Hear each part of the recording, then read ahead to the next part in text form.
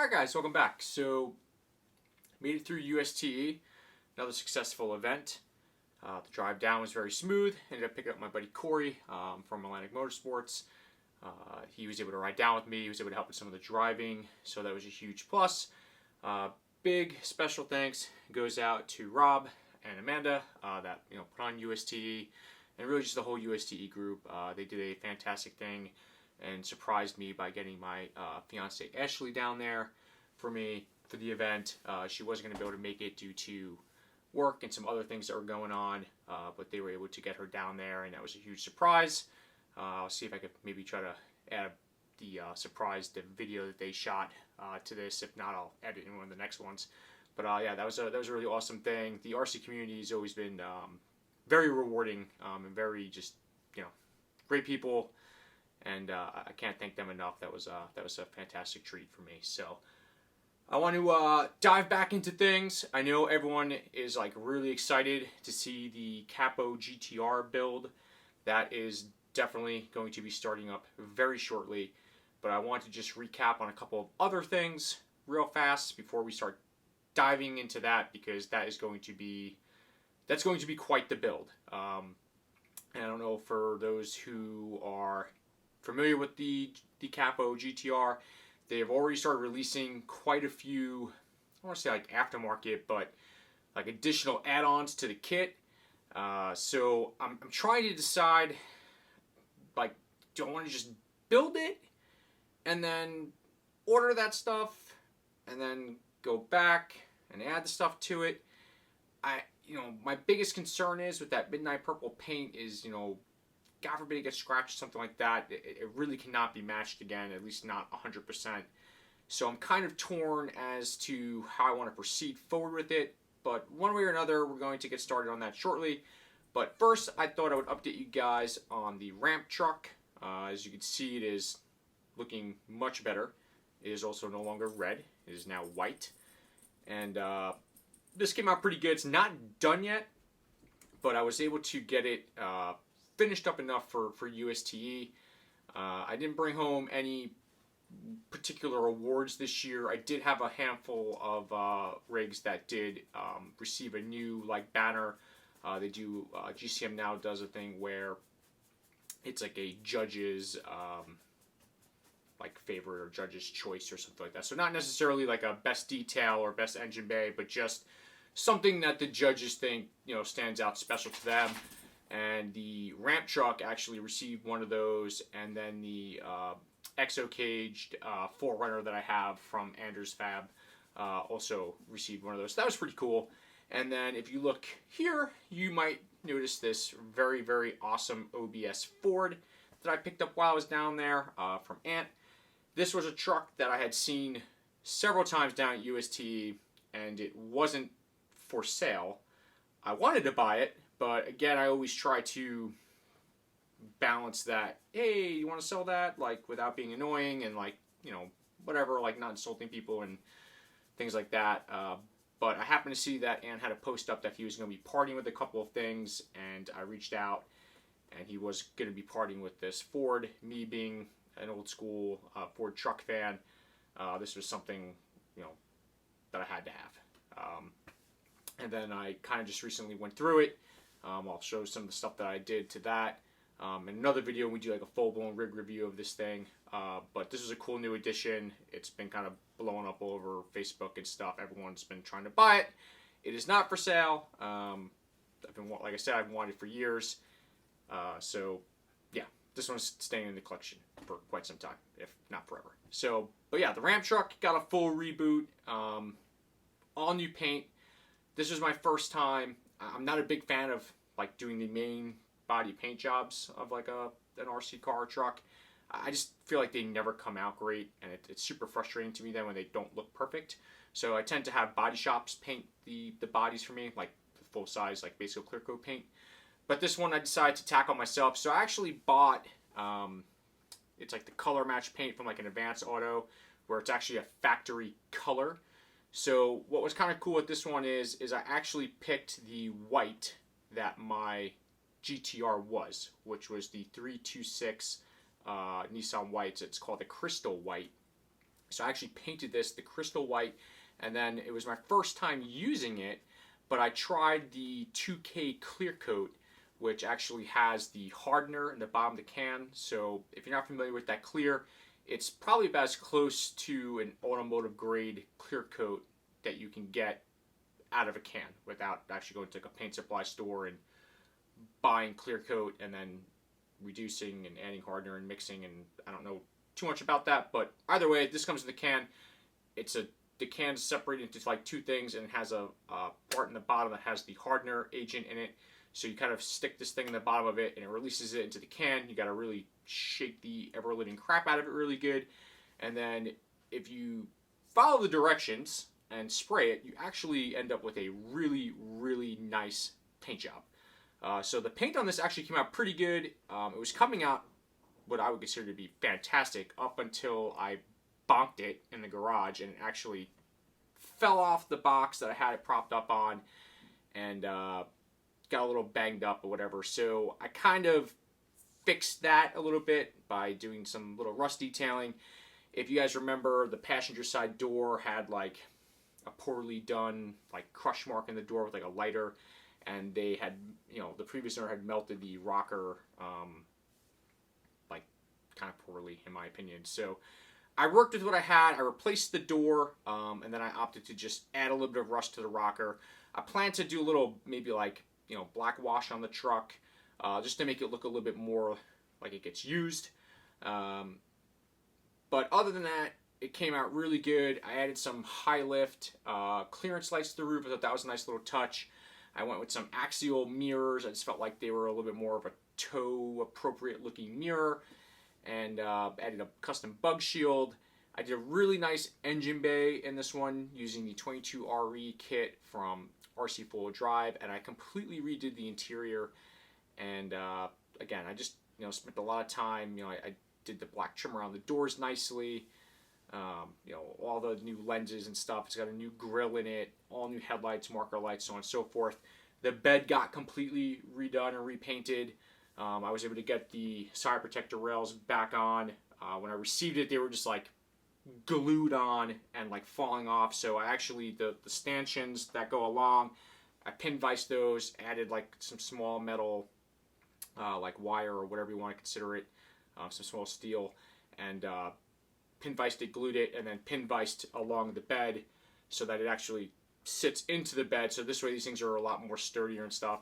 And then I was trying to sell this Datsun 510 drag car, hence the for sale stickers and stuff on it, but no one wanted to pay for it. It's a really nicely done drag car, but it actually looks absolutely fantastic on the back here. So I think what I'm going to maybe do is I'm going to, because I don't really drive any of my drag cars, because if you have a nice drag car, it won't be nice for long because you're going super fast, and going fast straight is actually a lot harder than you would think if you haven't done RC drag racing. If you have, you know what I mean. So I think I might do is almost like make this into like a permanent prop, as crazy as that sounds, to just use an entire drag car for something like that. But it just kind of makes more sense to me to do that. So because I'm not using it, it didn't sell, and it does look really awesome on the back here. So I think that's what we're going to go with that direction as far as that goes. But I got the bed tilting work. I got the wireless winch working. I went with high lift, F-350 wiper blades, give a little bit more truck look. It just cleaned up really nicely. All new leaf spring suspension in it, front and rear. I replaced that front axle. I think you guys remember from the last video that was really clapped out.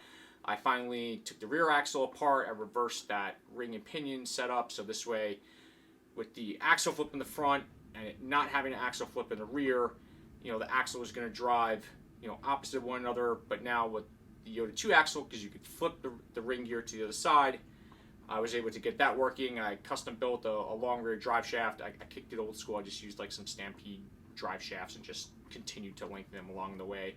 This thing's not going to see any heavy duty use where I have to worry about stressing the plastic shafts like that.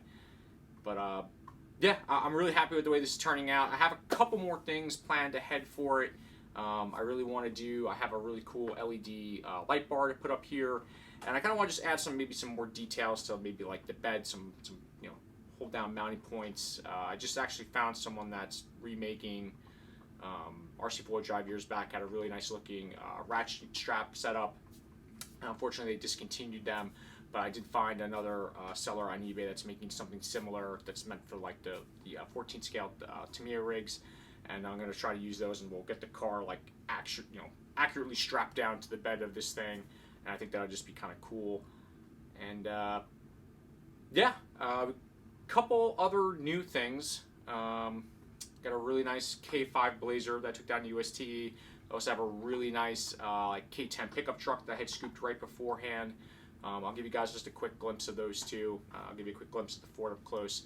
And then why don't you guys decide what you would like to be reviewed next? I know everyone's waiting for the GTR. We're going to do that.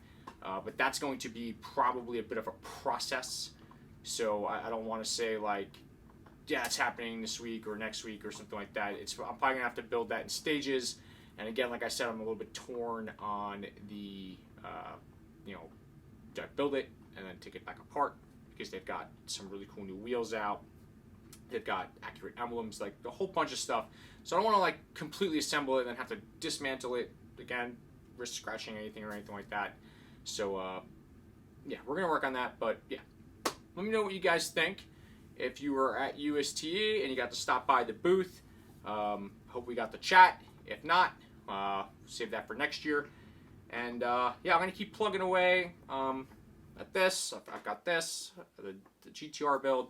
The full-size GTR, the one-to-one car, my that came back very suddenly. I know I said I won't dive too much into full-size car stuff on the channel, but I did receive some good feedback that some people are interested in that type of stuff. So I'll give you guys a little glimpse of what that's looking like at the moment. It's back in the garage. It ended up getting dismantled further than when it was at the body shop, because I don't want to scratch the fenders or dent the fenders while working on it. I got a ton of work to do on that thing. It's not going to be done anytime soon, and I have a ton of RC stuff I want to do. So the continuous Mike's RC World battle continues of 10th scale, 1-to-1. Never enough time. If I could only clone myself, things would be a lot easier, right? I think everyone could agree we could always use more time, right? So yeah, so that's kind of where we're at. I wanted to get back on the channel, let you guys know what was up. I know it had been a minute since my last video. Everything going on with UST and everything else, it was just a little bit too hectic and too crazy, but we're settling back down into things. And yeah, so let me bring you guys up close. I'll show you what's going on with this thing, some of the new stuff, and I'll show you the Ford and the other two Chevys. And again, leave in the comments below what you'd like reviewed next, and we're going to incorporate that in as we also start up on the Capo GTR build. All right, thanks guys. All right, so I want to show you guys this thing up close. Like I said, the paint actually came out really nice on it, and I didn't even actually wet sand it or anything. It's actually as it laid. I had the heater going in the garage. I'd had some pretty good temps in there that I think was just conducive to the to painting, and it just all worked out pretty nicely. Like I said, I did a really nice job on the engine bay. Let's see if we can get this open. Hang on, I just gotta flex that out of the way a little bit. And then I like to cut the things off on the hoods just so that it makes it a little bit easier to work on them when need be. So we did a nicely detailed engine bay. I had to hack this up quite significantly, because what I had to end up doing with this thing is I actually had to end up doing a Spectrum 2-in-1 ESC crawler combo on this thing. And that was because there's just really, as big as this thing is, there's just not a whole lot of room in terms of placing the battery and the speed controller and the servo and everything else. So you start to run out of room pretty quickly in this thing, and I was like, what, how am I gonna navigate this? So the easiest thing to do was to do the Spectrum 2-in-1, and that worked out perfectly, but it required quite a bit of trimming and chopping, but it all came together really nicely. Again, like I said, I completely redid the interior, and I detailed that as nicely as I could.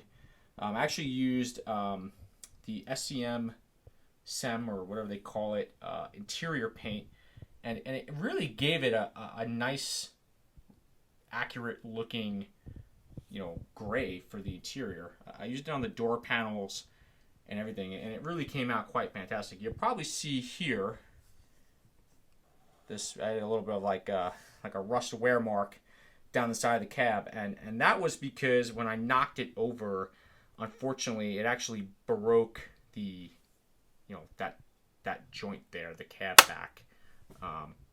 So that was unfortunate, but we made the best of it. As you can see, the bed came out really nicely, and the drag car just looks really awesome on there. I added an old school Oakley sticker and old school Autographic sticker. I thought that was kind of cool. And then I kind of did a combination of the 4Runner decal kit and the SR5 pickup decal kit, and that worked out really well as far as doing some graphics on the body. I do want to add some sort of like Mike's like auto transport thing or something like that.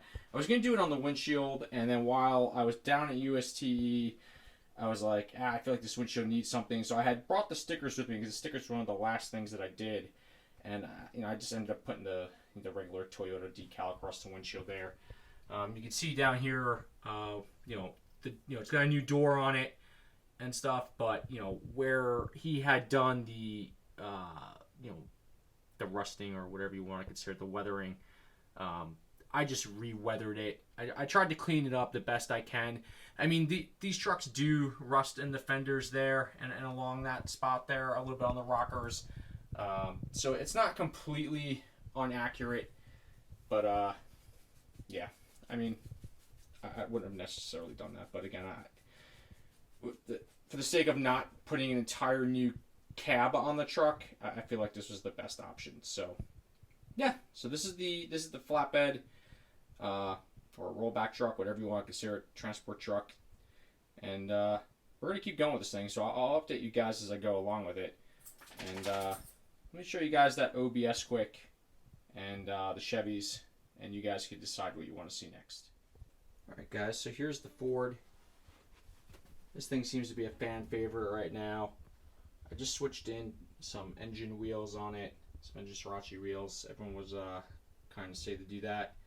And then take a quick turn over here. And these are the two Chevys.